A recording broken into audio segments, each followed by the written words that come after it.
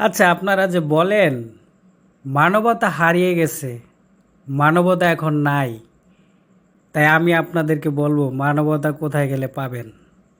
মানবতা পাবেন আপনি সরকারি হসপিটালে গেলে। এখন বলতে পারেন কেমনে? আচ্ছা, আমরা যদি প্রাইভেট হসপিটালে যাই বা ক্লিনিকে যাই তাহলে কি হয়? প্রাইভেট হসপিটালে ডক্টরের সাথে কথা বলে ডক্টর ১,০০০ টাকা দিয়ে সে কতগুলো রিপোর্ট দেয়, রিপোর্ট দিলে তারপর কি বলে, যে এত নাম্বার রুমে যান, এই টেস্ট করেন, অত নাম্বার রুমে যান, ওই টেস্ট করেন। মাগার ওই প্রাইভেট হসপিটাল অথবা ক্লিনিকের ভিতরেই সব কিছু টেস্ট করার জন্য। আর সেক্ষেত্রে সরকারি হসপিটালে কি হয়? সরকারি হসপিটালের ডাক্তারগুলো তো বরাবরের মতনই বিনয়ী, মানবতার ফেরিওয়ালা। এখন আপনারা ভাবতেছেন সেটা কেমনে? আচ্ছা, আপনাদেরকে বলি। সরকারি হসপিটালে ডাক্তারদের সাথে কথা বলে তারা কি করে?